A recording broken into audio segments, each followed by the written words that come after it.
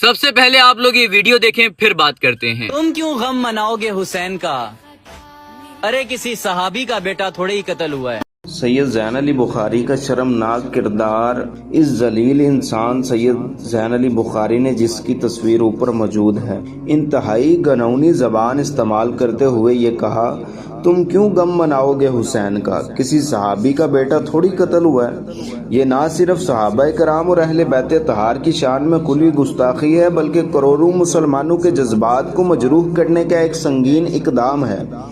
हम हुकूमत पाकिस्तान से पुरजोर मुतालबा करते हैं कि सहाबाए कराम और अहले बैत के बारे में इस किस्म की तौहीन आमेज़ जुमले बोलने वाले, मुआशरे में इंतशार फैलाने वाले इस शख्स को फौरी तौर पर गिरफ्तार किया जाए और इसके खिलाफ सख्त से सख्त कानूनी कार्रवाई अमल में लाई जाए, ताकि आइंदा कोई ऐसी नापाक जसारत करने की जुर्रत न कर सके। तारीख़ इस्लाम के मुक़द्दस और मुहतरम शख्सियात बिलखुसूस सहाबाए कराम अलैहिम रिदवान और अहले बैत तहार के बारे में हर्जा सराई करना न सिर्फ ईमान का सौदा है, बल्कि मुआशरती अमन को बर्बाद करने की एक मज़मूम कोशिश है। हाल ही में सोशल मीडिया पर सैयद ज़ैन अली बुखारी नामी शख्स का एक बयान सामने आया, जिसमें उसने इंतहाई डटाई और जहालत का मुजाहरा करते हुए शुहदाए करबला और सहाबाए कराम की कुर्बानियों का मजाक उड़ाया।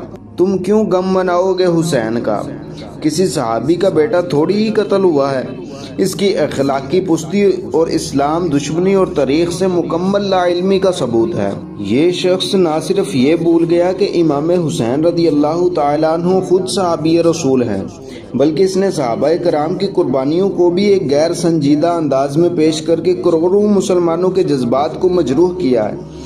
इस किस्म का बयान सिर्फ एक जुमला नहीं, बल्कि ये एक गनौनी साजिश है, जिसका मकसद मुसलमानों के अकायद पर हमला करना और फिरका वारियत को हवा देना है। हुकूमत वक्त और कानून नाफिज करने वाले इदारों से अर्ज है कि ऐसे यजीदों को लगाम डाली जाए। सैयद ज़ैन अली बुखारी जैसे जाहिल को खुली छूट देना मुआशरे के लिए जहर कातिल है।